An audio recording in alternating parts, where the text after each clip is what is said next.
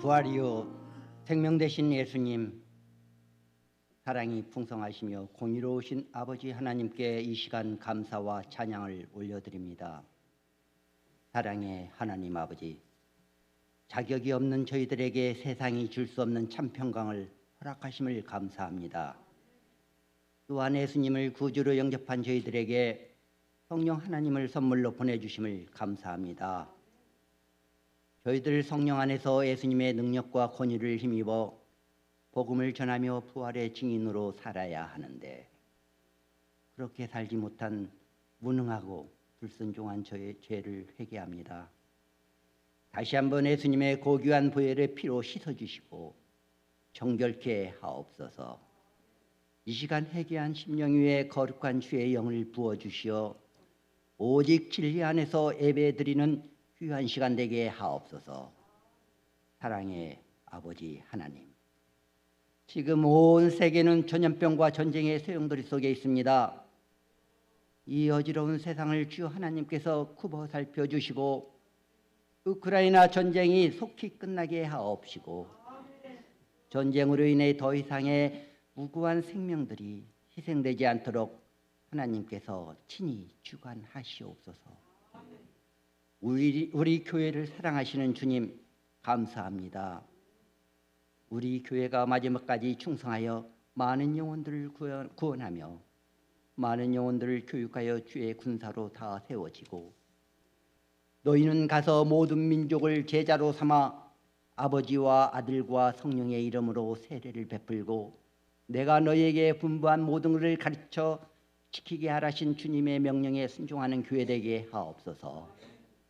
우리 교회의 각 기관들이 모이기에 힘쓰고 활성화되길 원합니다. 주일학교, 유스그룹, 청년회, 남성교회, 여성교회, 소망회에 이르기까지 서로 연합하고 다시 겸비하여 하나님의 선한 뜻을 신실하게 이뤄가게 하옵소서.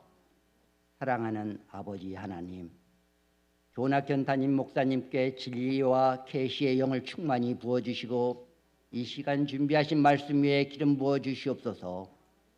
순간순간 성령님의 인도하심과 보호하심으로 영혼육이 강건케 하시며 예수님 사랑 때문에 늘 기쁨이 충만한 사역을 이뤄가시는 목사님 되게 하옵소서. 이 모든 말씀을 우리를 죄에서 구원하여 주신 예수님의 이름으로 감사드리며 기도드리옵나이다. 아멘.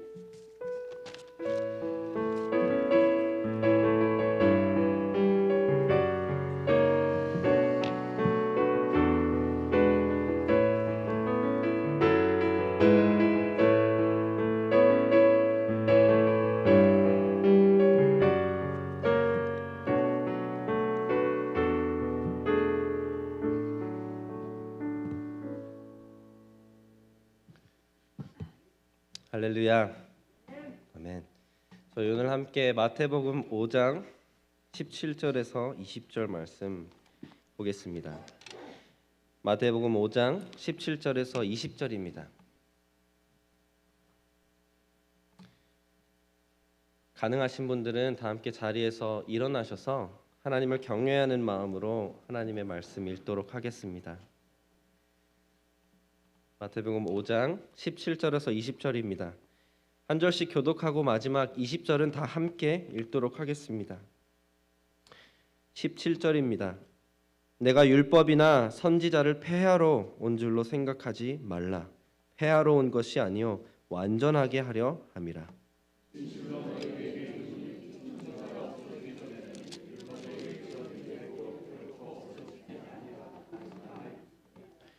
그러므로 누구든지 이 계명 중에 지극히 작은 것 하나라도 버리고 또 그같이 사람을 가르치는 자는 천국에서 지극히 작다 일컬음을 받을 것이요 누구든지 이를 행하며 가르치는 자는 천국에서 크다 일컬음을 받으리라.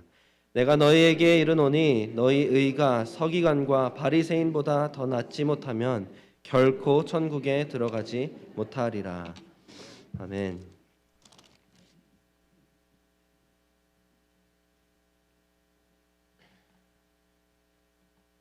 우리는 공부를 해도 직장 생활을 해도 결혼 생활을 해도 기준을 잘 알아야 합니다. 시험 범위를 잘 알고 어디를 기준으로 채점이 되는지 알아야지 공부를 그것에 맞춰서 하고 좋은 성적을 받을 수 있습니다. 또 나에게 맡겨진 업무가 무엇인지 잘 알고 잘 수행해야지 이런 성과 보고나 승진 시험에서 붙을 확률이 높아지는 것입니다. 남편으로서, 아내로서, 아빠로서, 엄마로서 나에게 하나님이 주시는 기준이 무엇인지 알아야지 제대로 그 역할을 감당하고 인정받을 수 있는 것입니다.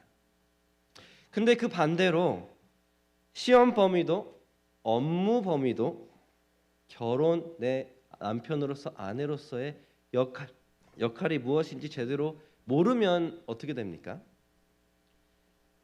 다 잘할 수 없는 노릇이기 때문에 부담스럽습니다. 겨우 수박 겉핥기 식으로 밖에 할 수 없을 수도 있습니다. 제대로 하지 못할 수 있습니다. 그래서 내 기준에는 예를 들어서 내 기준에는 이게 좋은 남편인데 아내는 그렇게 생각하지 않습니다. 그러면 부부 사이가 어려워집니다. 그런데 마찬가지로 사랑하는 성도 여러분, 하나님 나라에 속한 의인들에게도 분명한 이 의의 기준이 있습니다.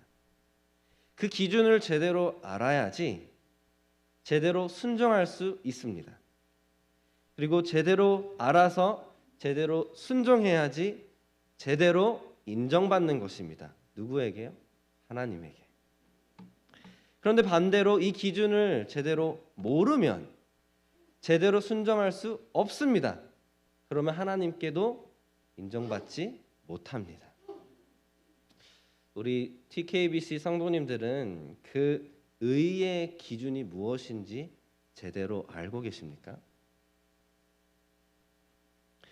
예수님은 오늘 본문을 통해서 이것을 정확하게 가르쳐 주십니다. 이 산상수훈을 시작하시면서 예수님은 팔복을 통해서 이 의인의 정체성이 무엇이냐, 그 모습이 무엇이냐 다루셨습니다. 그 다음에는 빛과 소금으로 살아가는 의인의 사명을 주셨습니다. 이제 예수님은 이어서 그 의의 기준이 무엇이냐, 어떻게 살아야지 하나님 앞에 인정받는 성공적인 의인의 삶을 살 것이냐를 알려주시는 것입니다. 간절히 기도하는 것은 오늘 말씀을 통해 우리 모두가 그 의의 기준이 무엇인지 제대로 알고 제대로 알아서 의인답게 제대로 살아내고 끝에는 하나님께 칭찬받는 우리 모두가 우리 교회가 되기를 간절히 원합니다. 아멘. 그렇게 기도하시는 마음으로 간절히 바라시는 마음으로 함께 말씀 보도록 하겠습니다. 제가 17절을 한 번 더 읽겠습니다. 예수님께서 이렇게 말씀하십니다. 내가 율법이나 선지자를 폐하러 온 줄로 생각하지 말라. 폐하러 온 것이 아니요 완전하게 하려 함이라. 예수님께서 여기에서 율법과 선지자를 함께 언급하시는 것은 1차적으로 구약 성경 전체를 예수님께서 가리키고 계신 것입니다. 예수님은 그러니까 지금 구약 성경 전체를 완전하게 하려 함이라 말씀하시는 것입니다. 이게 무슨 뜻일까요? 완전하게 하신다는 뜻이 무엇일까요? 이 완전하게라는 이 단어를 다르게 번역하면 성취입니다. 이루다. 이 예언된 것을 이루다. 약속한 것을 지키다의 그 개념의 성취입니다. 그래서 영어 성경에는 이 단어를 fulfill 아니면 accomplish이라고 번역을 하는 것을 볼 수 있습니다. 그러니까 예수님께서는 지금 이 짧은 구절을 통해서 예수님 당신께서 구약 성경 전체를 성취하신다 말씀하시는 것입니다. 이 말은 무엇이냐? 구약 성경에 있는 예언이 되었든 약속이 되었든 율법이 되었든 무엇이 되었든지 간에 구약 성경 전체가 예수님을 이렇게 가리키고 있고 포인트 투 하고 있고 예수님은 그 모든 구약 성경을 성취하신다라는 것입니다. 맞습니다. 우리 구약 성경은 전체가 다 같이 예수님을 이렇게 가리키고 있습니다. 아담과 하와가 범죄한 순간부터 하나님께서는 여자의 후손이 뱀에게 처음에는 물리지만 이내 이 사탄을 상징하는 그 뱀을 짓밟아 버릴 것이다. 최후 심판을 하나님께서는 예고하시고 구원을 약속하십니다. 이것은 십자가의 죽으심으로 죄와 죽음을 이기시고 사탄을 완전히 이겨버리실 예수님에 대한 약속입니다. 그러니까 처음부터 예수님에 대해서 하나님이 예언하기를 시작하신 것입니다. 구원에 대한 약속입니다.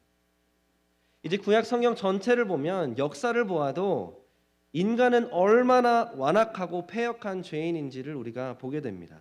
아무리 하나님께서 말씀하셔도 듣지 않습니다. 스스로는 인간들은 이스라엘은 이 죄의 문제를 해결하지 못한다는 것을 우리에게 뼈저리게 느끼게 하고 보여줍니다. 그래서 이들을 이 죄에서 건져낼 그 구원제가 절실히 필요하다는 것을 느끼게 하는 것이 구약 성경입니다. 이 구원자 대신 예수님을 기다리게 고대하게 하는 것입니다. 예수님을 가리키고 있는 것입니다. 구약 성경에 등장하는 심지어 하나님이 세우신 인간 제사장도 선지자도 왕도 완벽하지 못했습니다. 그들도 죄를 지었습니다.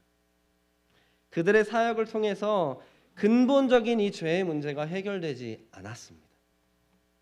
그래서 구약 성경은 진정으로 완벽한 제사장, 완벽한 선지자, 완벽한 왕이 오셔야 된다라고 말해줍니다.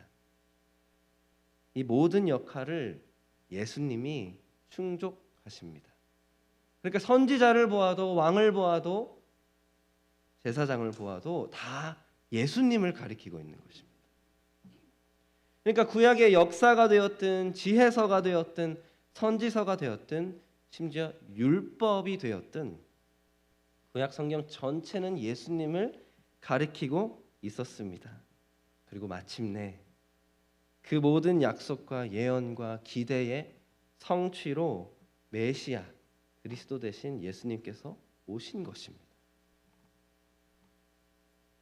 이 성령의 감동을 받아서 마태복음을 기록한 마태는 이것을 너무 강조하고 싶었습니다.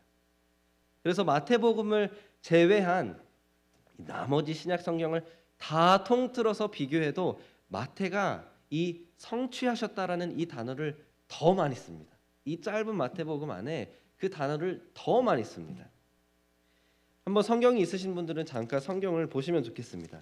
마태가 마태복음을 시작하면서부터 예수님께서 성취하신 분이다라고 계속해서 말해줍니다. 1장 22절에 제가 빨리 지나가겠습니다. 1장 22절을 보시면 이렇게 나와 있죠. 이 모든 일이 된 것은 주께서 선지자로 하신 말씀을 이루려 하심이니. 예수님의 나심으로 이사야서에 등장했던 그 예언을 예수님이 성취하셨다. 마태가 말합니다. 2장 5절을 한번 보십시오. 2장 5절에 보면 이르되 유대 베들레헴이오니 이는 선지자로 이렇게 기록된 바 하면서 예수님께서 태어나신 그 장소로도 미가서에 등장하는 예언을 예수님께서 성취하신 것이다. 마태가 구체적으로 말해줍니다. 2장 15절을 한번 보십시오. 헤롯이 죽기까지 거기 있었으니 이는 주께서 선지자를 통하여 말씀하신 바 하면서 헤롯을 피해서 애굽으로 도망간 이 상황을 통해서도 예수님은 호세아서의 예언을 성취하셨다. 마태가 말해줍니다. 2장 23절에는 예수님께서 자라신 장소 이 나사렛에서 자라신 것도 예레미야의 예언을 성취하신 것이다. 3장에도 보면 계속 예언을 성취하신 것이다. 4장에서도 계속해서 성취하신 것이다. 강조합니다. 맞습니다. 예수님은 율법과 선지자의 모든 구약 성경을 성취하신 분이십니다. Everything in the Old Testament was pointing to Jesus, and he became the fulfillment. 다 성취하셨습니다. 그런데 우리가 이제 예수님이 미래에 대한 예언을 성취하신 것은 비교적으로 이해하기가 쉽습니다. 그런데 17절에 보았듯이 구약에는 또 무엇이 포함되어 있습니까? 율법이 포함되어 있습니다. 오늘 본문 18절과 19절에 보면 율법에 대한 강조를 하시는 것을 볼 수 있습니다. 그렇다면 예수님이 법을 성취하셨다는 것은 무엇을 의미할까요? 두 가지 측면이 있습니다. 첫 번째는 우리가 자세히 보면 사실 율법도 구원에 대한 예언적인 기능을 하는 것을 우리가 성경에서 볼 수 있습니다. 예수님은 이 구원에 대해서 예언하는 그 율법을 성취하시고 그 구원에 대한 요구를 말하는 율법을 성취하셨다라는 것입니다. 제가 한 예를 보여드리겠습니다. 가장 대표적인 예로는 유월절이 있습니다. 우리가 종려주일에도 부활주일에도 유월절에 대해서 말씀드렸는데 유월절은 하나님께서 이스라엘을 애굽에서 구원하신 것을 기념하는 절기입니다. 하나님께서 그래서 유월절을 반드시 지켜라 명령하셨습니다. 율법입니다. 그렇죠? 근데 하나님께서 유월절을 지킬 때 이 어린 양의 고기를 먹되 그 어린 양의 뼈를 꺾지 말라고 하셨습니다. 그 또한 유월절에 대한 율법 명령입니다. 그렇죠? 예수님은 십자가에 매달려 죽으셨을 때 유월절 어린 양으로 보혈을 흘리시고 죽으신 것입니다. 이것을 증명하기 위해 예수님께서는 유월절에 일부러 죽으셨습니다. 근데 뿐만 아니라 요한복음에 보면 이 유월절과 안식일에는 성경의 구약에 보면 이 시체를 매달아 놓으면 안 된다고 나와 있습니다. 그래서 유대인들이 자기네들이 예수님을 십자가에 매달아 놓고 로마에게 찾아가서 십자가에서 죄수들을 내려달라고 합니다. 그래서 로마 군인들은 죄수들을 빨리 죽이려고 그냥 죽지 않았는데 내릴 수 없으니까 빨리 죽이기 위해 죄수들의 다리를 부러뜨렸습니다. 죄수들의 다리를 부러뜨리면 더 이상 다리 힘으로 버텨서 이렇게 매달리고 있는데 버텨서 숨을 쉴 수 없기 때문에 다리뼈가 부러지면 촥 내려앉으면서 가슴이 내려앉고 더 이상 숨을 쉴 수 없는 것입니다. 그래서 다리뼈를 부시면 금방 십자가에서 죽습니다. 그런데 요한복음에 보면 예수님 양 옆에 있는 죄수들의 다리를 부러뜨렸는데 로마 군인들이 와서 보니까 예수님은 벌써 죽으셨습니다. 그래서 예수님의 뼈를 꺾지 않았습니다.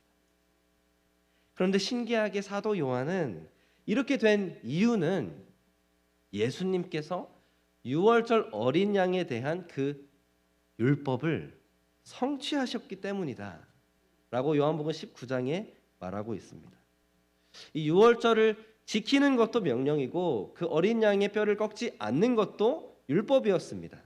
그런데 이 율법을 예수님이 성취하신 것입니다. 이것이 참 중요합니다. 왜냐하면 이러한 율법들, 유월절도 그렇고 레위기에 우리가 잘 아는 제사제도, 우리가 동물을 죽여서 피를 드림으로 우리의 죄 사함을 받는 그 제사제도, 이 모든 것들은 구원의 문제를 다루는 율법입니다.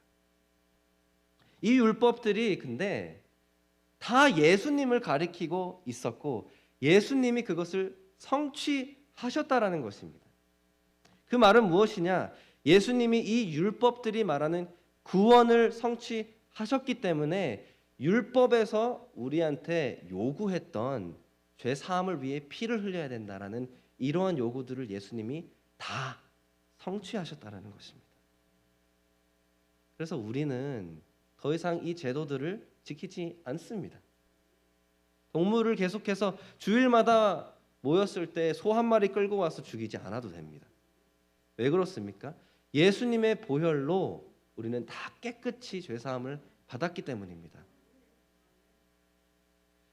그 말은 또한 무엇이냐?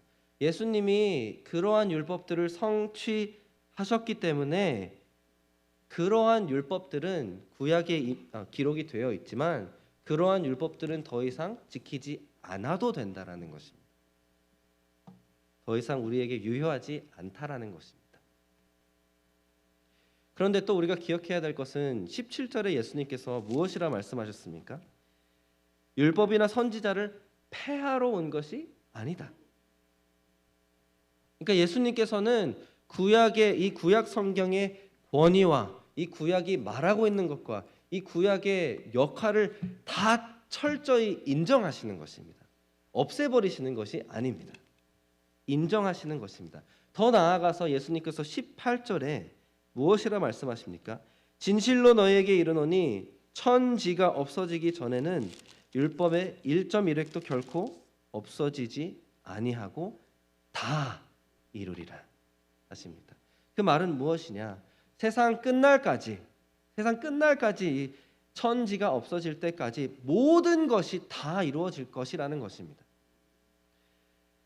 그렇다면 예수님께서 지금 구원에 대한 이 율법들을 성취하셨고 더 이상 우리가 그것들을 받들어야 되지 않다, 지키지 않아도 된다 말씀드렸는데 그 반대로 아직도 구약에 있는 율법 중에 우리가 지켜야 하는 것들이 있다라는 것입니다. 이것을 기억하십시오. 아직도 구약에 있는 율법 중에서 계속해서 이어지고 지켜야 하는 것들이 있습니다. 그렇다면 무엇이 우리가 더 이상 지키지 않아도 되고 무엇이 계속해서 지켜야 되는지를 어떻게 알 수 있을까요? 여기에서 이제 예수님이 율법을 성취하시는 그 두 번째 측면을 우리가 잘 이해해야 합니다. 바로 예수님이 이제 righteousness의 기준이 되셨다라는 것입니다. 예수님이 기준입니다. 예수님이 의의 기준이 되셔서 그 의의 기준이 무엇인지 가르쳐 주십니다. 그러니까 모든 구약 성경이 예수님께로 향했다는 것은 예수님이 기준이 됐다는 것입니다. 근데 그 예수님이 이제 그 구약도 포함해서 하나님 나라 백성답게 살아가는 그 의가 무엇인지 가르쳐 주십니다. 보여주십니다. 그게 신약 성경입니다. 그죠? 예수님께서 의의 기준이 무엇인지 우리에게 가르쳐 주심으로 율법을 성취하시는 것입니다. 구약에서는 율법의 역할이 무엇이었습니까? 유일한 하나님의 백성이었던 이스라엘에게 의의 기준을 알려주는 것이 율법이었습니다. 이렇게 살아야지 하나님의 백성이다. 이렇게 살아야지 거룩한 것이다. 말한 것이 율법입니다. 그런데 그 기능을 하던 율법이 사실은 다 예수님을 향해 가리키고 있었다라는 것은 예수님이 그것을 성취하셨다라는 것은 예수님이 최후의의 기준이 되신다라는 말입니다. 그래서 예수님의 삶을 통해 보여주신 의, 예수님이 가르쳐 주시는 의, 거룩, 그것이 바로 우리가 따라야 하는 하나님 나라의 의의 기준입니다.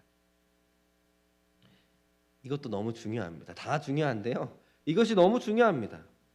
예수님이 기준이 되신다는 것은 그러면 예수님이 이제 다시 구약을 보시고 구약 율법들에 대해서 해석하시거나 말씀하시는 것이 맞다는 것입니다.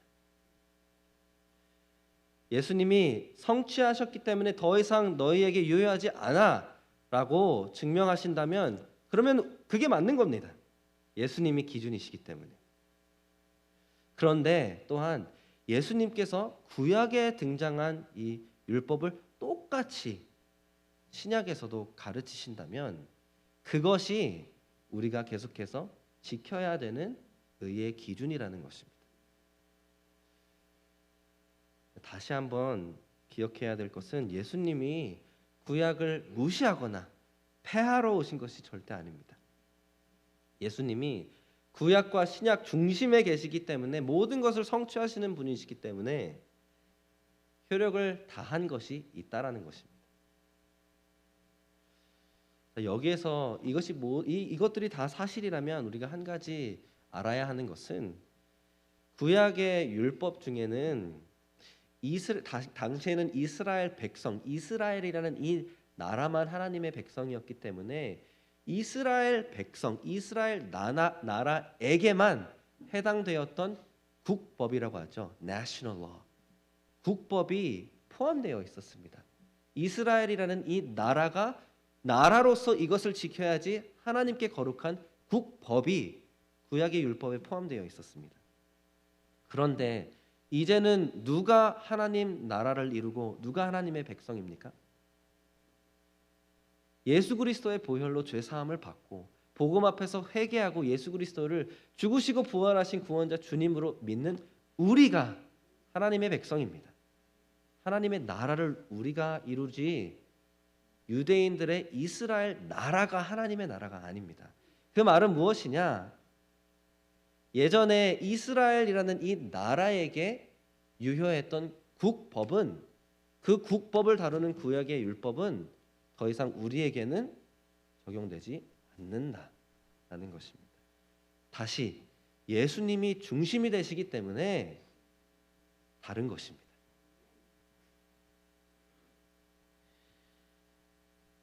하나님 나라의 의의 기준은 예수님입니다. 그래서 더 이상 유대인들에게 해당되었던 국법은 유효하지 않는다. 한번 지금까지 저희가 본 내용을 요약 정리하길 원합니다. 슬라이드가 있는데 이렇습니다. 예수님께서 지금 율법과 선지자를 내가 다 성취하러 왔다라고 말씀하시는 것은 예수님은 율법을 포함한 모든 구약의 성취이시다라고 말씀하시는 것입니다. 그 거룩을 위한 율법의 예언과 구원에 대한 율법의 예언과 그 율법의 요구를 예수님께서 성취하셨기 때문에 구원의 성취가 되셨기 때문에 이제는 예수님이 하나님 나라의 기준이십니다. 더 나아가서 복음으로 이제 하나님 나라 백성이 된 우리가 지켜야 되는 의의 기준이 무엇인지 최고 권위자로 가르쳐 주시는 분은 예수님이시다라는 것입니다. 이것이 사실 오늘 본문 전체의 핵심입니다. 예수님이 누구시고 예수님이 의의 기준이 되신다라는 것을 정확히 알아야지 하나님께서 이 성경을 통해 우리에게 어떻게 사는 것이 거룩이다 말하시는 것을 제대로 알 수 있는 것입니다.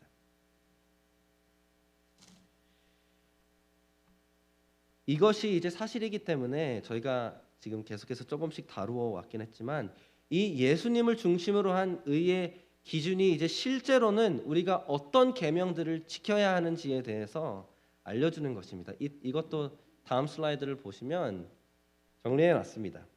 첫 번째, 예수님께서 구원을 성취하셨기 때문에 더 이상 죄사함에 대한 법들, 정결에 대한 구원에 대한 율법들은 우리에게 유효하지 않습니다. 그래서 말씀드렸던 것처럼 우리가 동물을 죽이지 않아도 됩니다. 예수님은 또한 이스라엘에 국한되었던 하나님 나라가 아니라 모두에게 복음으로 하나님 나라 백성이 된 모두에게 해당되는 의의 기준이 되셨기 때문에 이스라엘 국법으로 유효했던 거룩의 율법들은 더 이상 유효하지 않습니다. 하지만 예수님께서 그 외에 예수님과 또한 예수님께서 선택하신 사도들이 기록한 신약 성경에서 만약에 구약의 율법과 똑같이 해석하고 가르치는 것이 있다면 그것이야말로 우리가 계속해서 지켜야 하는 율법입니다. 왜 이렇게 마치 강의를 하는 것처럼 이렇게까지 구체적으로 봐야 하나 싶으실 수 있습니다. 좀만 기다려 보시면 왜 이것이 이렇게 중요한지 말씀드리겠습니다. 근데 제가 다시 우리 처음 6월절의 예시로 돌아가 보겠습니다. 우리 그리스도인은 더 이상 6월절을 지키지 않아도 됩니다. 유월절 어린 양 되신 예수님이 이제 단번의 제사, 영원한 효력이 되는 제사가 되셨기 때문에 더 이상 유월절을 지키면서 어린 양을 죽이면서까지 그 구원을 생각하고 죄사함을 받지 않아도 됩니다. 예수님의 구원을 성취하셨고 율법을 성취하셨기 때문에 유효하지 않습니다. 대신에 예수님께서는 우리에게 주의 만찬을 지키라고 말씀하셨습니다. 주의 만찬을 우리에게 가르쳐 주셨고 이제는 우리를 구원하기 위해 찢기시고 흘리신 그 피를 예수님을 기억하라 하셨습니다. 그래서 사도들도 초대교회들도 이것을 계속 지켰고 바울도 명령하는 것입니다. 교회가 무조건 이것을 같이 해야 된다. 이것을 지켜야지만 우리에게는 복음밖에 없다. 우리에게는 보혈밖에 없다. 예수님밖에 없다. 예수님이 우리를 위해 십자가에 매달려 죽으시고 구원하셨기 때문에 우리가 교회된 것이다. 이것을 기억하라고 예수님께서 주의 만찬을 이제 대신해서 지키라고 말씀하셨습니다. 그러면 우리는 유월절은 지키지 않지만 주의 만찬은 지켜야 되는 것입니다. 그죠? 그런데 사실 이것은 너무 쉬운 예시입니다. 참 어려운 것은 이제 여기가 잘 들어야 되는데 참 어려운 것은 모든 율법이 이렇게 쉽게 맞아 떨어지지 않습니다. 제가 한번 현실적인 예를 들어보겠습니다. 우리 성도님들은 문신 어떻게 생각하십니까? 문신해도 됩니까? 만약에 내 자녀가 내 손주가 문신을 한다고 하면 어떤 말을 하시겠습니까? 미쳤어. 절대 안 돼. 저는 이 이민교회에서 자라면서 저 또한 이 보수적인 가정과 환경에서 자라면서 늘상 들어왔던 말이 있습니다. 교회 다니신 분들은 주로 이렇게 말씀하십니다. 구약에 문신하지 말라고 나와 있으니까 문신하면 안 돼. 문신하면 죄 짓는 거야. 맞습니다. 구약에 보면 레위기에 보면 문신하면 안 된다고 나와 있습니다. 그런데 딱 구약에 있는 그 한 구절만 가지고 문신하면 죄다라고 말할 수 있습니까?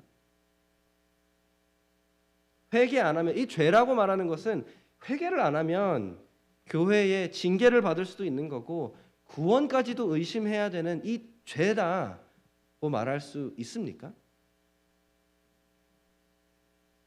하나님께서 이스라엘 백성에게 문신을 하지 말라고 하신 그 배경과 이유가 무엇인지 아십니까? 이것은 우리가 지금 나와 있는 것처럼 이 구원에 대한 정결에 대한 법에 속해 있습니까? 이스라엘에게만 해당되었던 그 국법에 속해 있습니까? 예수님께서 문신에 대해서 구체적으로 말씀하신 것이 있습니까? 우리 성도님들 아십니까? 성도님들 우리 몸을 어떻게 사용해야 하는지 구약과 신약 전체가 통틀어서 어떻게 가르치고 있습니까? 이렇게 문신처럼 영구적이든 아니면 그저 우리가 걸치는 이 옷처럼 일시적이든 성경에서는 우리가 우리의 몸을 치장하는 것에 대해서 무엇을 가르치는지 아십니까? 이 모든 것이 문신이라는 이 한 결정에 어떻게 적용이 되는지 아십니까? 제가 문신이라는 예를 들은 이유는 유월절처럼 딱 잘라 떨어지지 않기 때문입니다. 문신을 해도 된다, 안 된다라고 신약이 예수님이 딱 말해주고 계시지 않습니다. 그렇다고 제가 지금 여기 서서 문신해도 됩니다라고 말씀드리는 것은 또한 아닙니다. 제 의견이 궁금하시면 제가 최대한으로 성경적인 근거를 가지고 설명해 드리겠습니다. 그런데 지금 제가 말씀드리고 싶은 것은 우리가 정말로 하나님 앞에 의롭게 살기를 원한다, 진지하다면 우리는 이 모든 것을 알아보고 깊이 기도하고 묵상하고 공부하는 이만큼의 노력이 있어야 되는 것입니다. 술, 대마초, 동성애, 트랜스젠더 이런 큼지막한 것들도 그렇지만 살인, 혈기, 간음, 거짓말 같이 내면에서 우리가 직면해야 하는 모든 거룩의 문제를 놓고 우리는 얼마나 의의 기준이 정확히 무엇인지 알고 있습니까? 얼마나 그만큼 거룩에 진지하고 심각해서 그만큼의 노력을 하고 있습니까? 말씀에 무지하면 이 의의 기준을 정확히 알지 않으면 문신뿐만 아니라 수많은 거룩의 문제 앞에서 잘못 이해하고 잘못 순종할 수도 있습니다. 불필요하게 율법에 얽매일 수도 있고 잘못된 기준으로 남들을 정죄할 수도 있습니다. 잘못된 기준을 내 자녀에게, 내 손주에게, 서로에게 가르쳐 줄 수 있습니다. 사랑하는 우리 TKBC 성도님들, 정말로 제대로 알고 계십니까? 꼭 아셔야 합니다. 왜냐하면 예수님은 오늘 본문 19절에 무엇이라 말씀하십니까?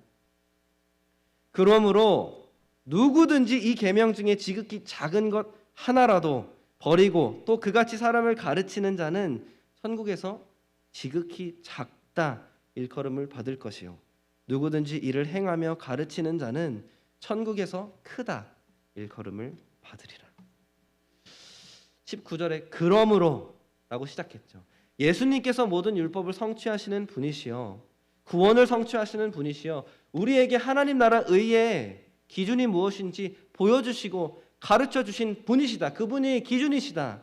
그렇다면, 그렇기 때문에 therefore 진짜 하나님 나라 사람은 하나님께 칭찬받기 위해서는 지극히 작은 계명이라도 지켜야 된다. 그리고 남들에게 제대로 가르쳐 줄 수 있어야 된다. 예수님 말씀하시는 것입니다. 반면에 지극히 작아 보이는 계명이라도 남들에게 내가 제대로 순종하지도 못하고 남들에게 잘못 가르치면 하나님 나라에 들어가도 지극히 작은 사람이라고 하십니다. 그런데 성도님도 생각해 보십시오. 나조차도 제대로 알지 못하는데 어떻게 내가 제대로 살아냅니까? 나조차도 제대로 모르는데 누구를 가르칩니까? 뭘 믿고 가르칩니까? 예수님께서 우리에게 주신 이 지상 대명령이 무엇입니까? 하늘과 땅의 모든 권세가 내게 있으니 당신께 있으니 가서 모든 민족을 제자 삼아 침례를 주고, 이제 여기가 핵심입니다. 침례를 주고 예수님이 가르쳐 주신 모든 것을 그 사람들에게 가르쳐 주고 지키게 하라 하셨습니다.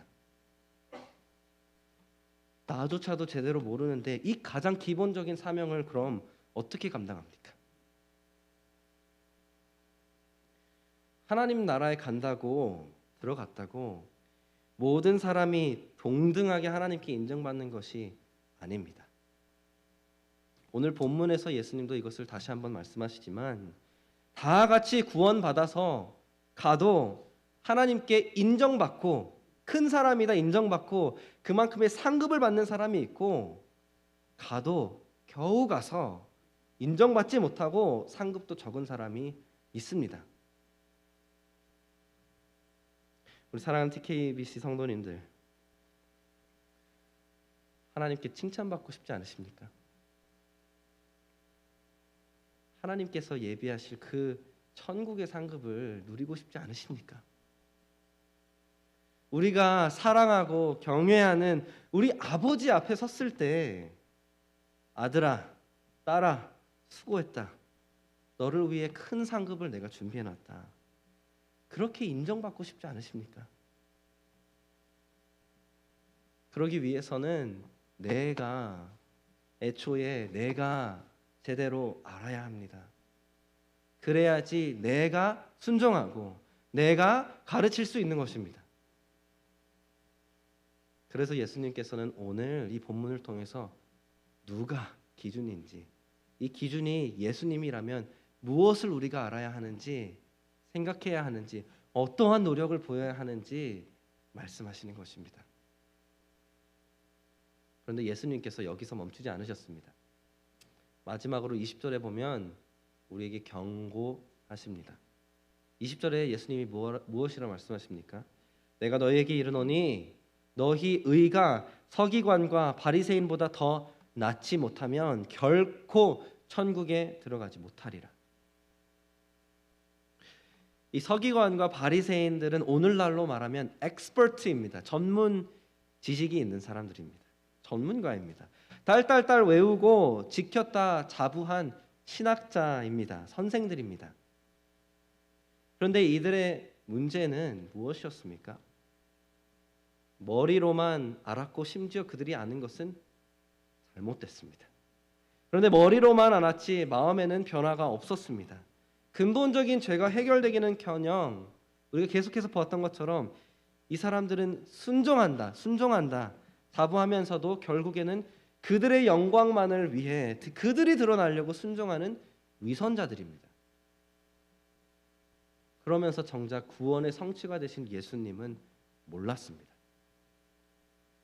예수님은 이러한 사람들의 의보다 우리의 의가 더 나아야 된다고 하십니다. 이 나아야 된다는 것은 훨씬 초월해야 된다는 것입니다. exceed, surpass, 다른 차원이어야 된다라고 하십니다.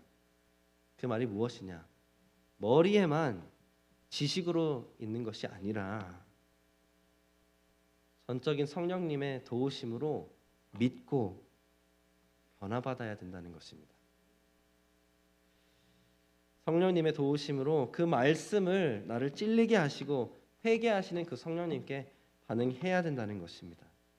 그런데 성도님들, 성령님은 하나님의 말씀으로 일하십니다.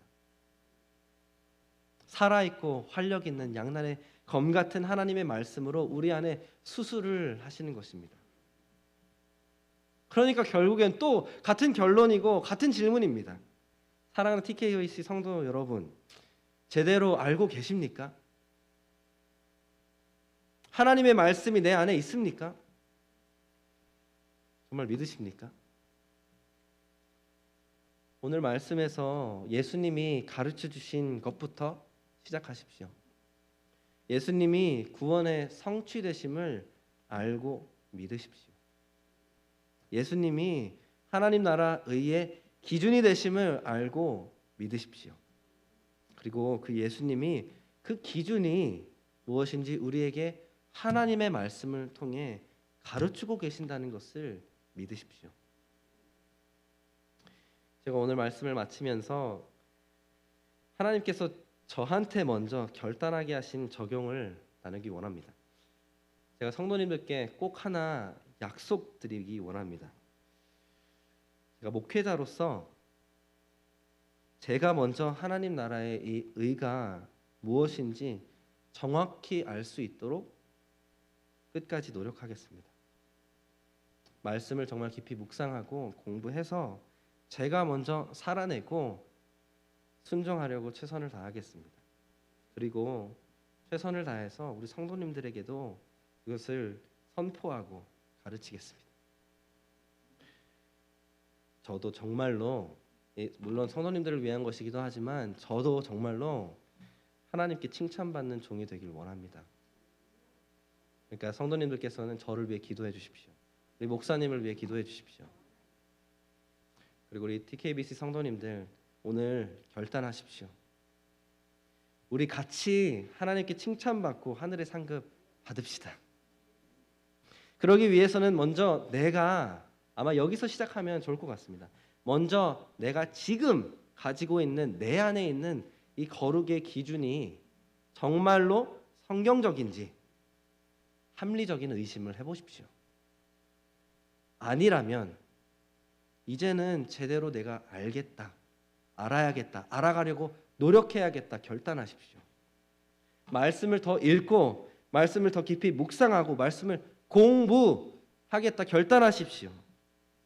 누군가를 판단하기 전에, 정죄하기 전에 반쪽짜리 지식이 성경적인 근거가 하나도 없는 어긋난 신념이 되어버리기 전에 결단하셔야 됩니다. 그런 면에서 이제 앞으로 있을 우리 성경 공부에도 적극적으로 참여하십시오. 우리 가을이 되면 성경 전체를 배우는 성경 공부를 할 겁니다. 다 참여하셔야 됩니다. 그리고 저희 목회자들에게도 도움을 요청하십시오. 같이 참하시면서 성경도 같이 읽고 같이 살펴보면서 최선을 다해 가르쳐 드리겠습니다. 책도 소개시켜 드리고 올바른 방향이라도 잡아 드리겠습니다. 함께 고민하고 함께 기도하겠습니다. 그러니까 오늘 결단하십시오. 그리고 마지막으로 부탁드리는 것은 이제는 정말 설령 죄 짓는 형제 자매를 보시더라도 뒤에서 정죄하지 마시고 그 사람에게 사랑으로 다가가십시오. 그리고 가르쳐 주십시오. 가르쳐 주셔야 됩니다. 교회는 그런 곳입니다. 한 명도 술을 안 마시고 한 명도 문신이 없어서 교회가 거룩한 게 아닙니다. 그렇게 거룩해지는 곳이 아닙니다.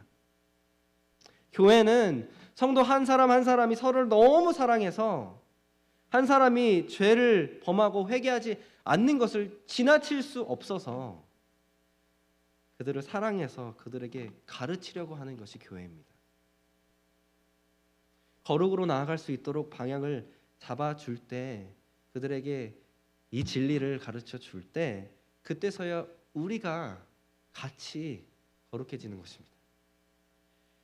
우리 교회가 그런 진짜 교회가 되길 간절히 소망합니다. 우리 모두가 함께 하나님 나라 백성답게 의롭게 사는 것이 무엇인지 제대로 알고 제대로 순종하며 제대로 서로에게까지 가르칠 수 있는 하나님 앞에 칭찬받는 성도와 우리 TKBC 교회 되기를 간절히 기도합니다. 아멘. 우리 함께 기도하겠습니다.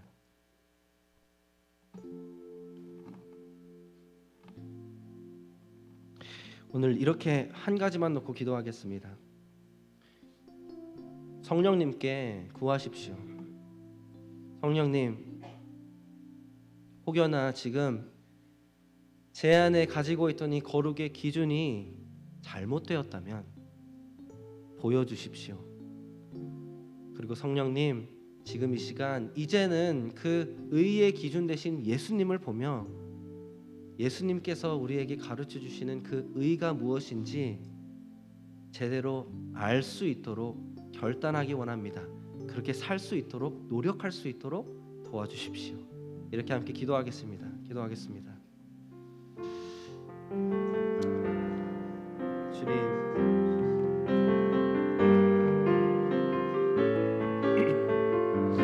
사랑하는 주님, 우리가 정말로 주님 앞에 거룩해지기를 간절히 원하는, 간절히 소망하는 하나님 나라 백성이라고 말한다면, 믿는다면 하나님 아버지, 우리가 주님 앞에 진지하게 하나님 거룩을 고민하며 하나님의 말씀을 보며 예수님을 바라보며 하나님 우리가 어떻게 하면 거룩하게 의롭게 살아갈 수 있는지 하나님 우리에게 가르쳐 주시옵소서. 하나님 그것에 필요한 노력이 결단이 우리 안에 서게 하여 주시옵소서. 하나님 혹시나 조금이라도 우리 안에 잘못된 기준이 자리 잡고 있는 것이 있다면 다 회개하고 다 버리고 주님 앞에 다시 한번 그 기준을 재정립하며 주님 앞에 의롭게 살아가는 내가 되고 의롭게 남들을 가르치는 우리가 될 수 있도록 주님 도와주시옵소서.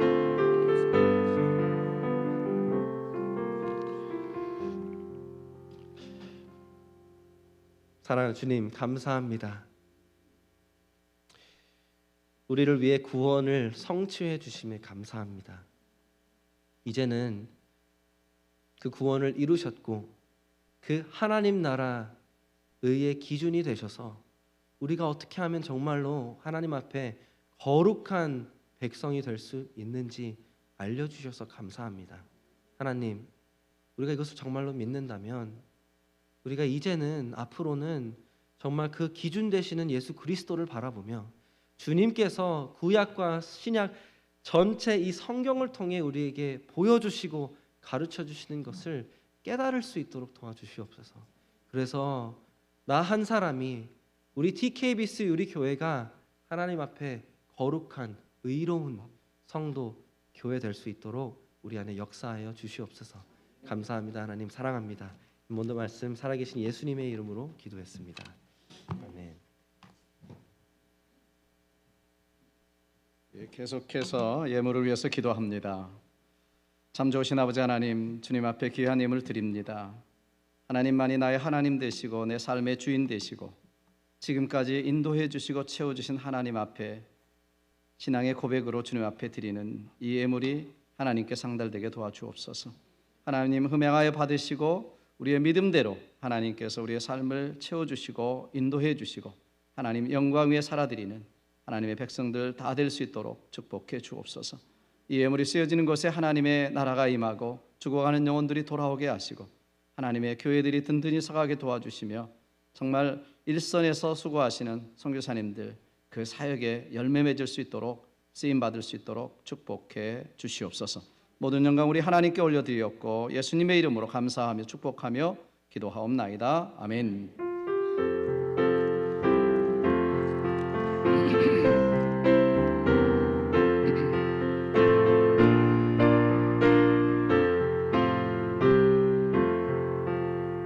예수 따라가며 복음 순종하면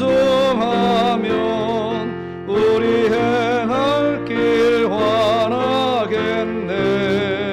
주를 의지하며 순종하는 자를 주가 늘 함께 하시리라. 의지하고 순종하는 길은 예수 안에 즐겁고 복된 길이로다. 해를 당하거나 우리 고생할 때 주가 위로해 주시겠네. 주를 의지하며 순종하는 자를 주가 안위해 주시리라. 의지하고 순종하는 길은 예수 안에 즐겁고 복된. 우리 다 같이 일어나셔서 5절 찬송합니다. 주를 힘입어서 말씀 잘 배우고 주를 모시고 살아가세. 주를 의지하며 항상 순종하며 주가 사랑해 주시리라. 의지하고 순종하는 길은 예수 안에 즐겁고 복된 길이로다. 아멘. 지금은 우리 주 예수 그리스도의 무한하신 은혜와 하나님 아버지의 극진하신 사랑하심과 성령님의 감화 감동 역사 교통하심이 오늘 또 주님 앞에 진정과 신령으로 예배드리며 다시 한번 하나님 앞에 우리의 모든 구원을 이루신 주님, 우리의 의의 기준이 되신 주님 앞에 다시 한번 우리가 제대로 알고 믿음으로 살아가기로 결심하고 결단하고 돌아가는 성도들 머리 위에와 주님의 귀하신 몸된 교회 위에 지금부터 영원토록 함께 하시기를 우리 구주 예수님의 이름으로 간절히 축원하옵나이다. 아멘.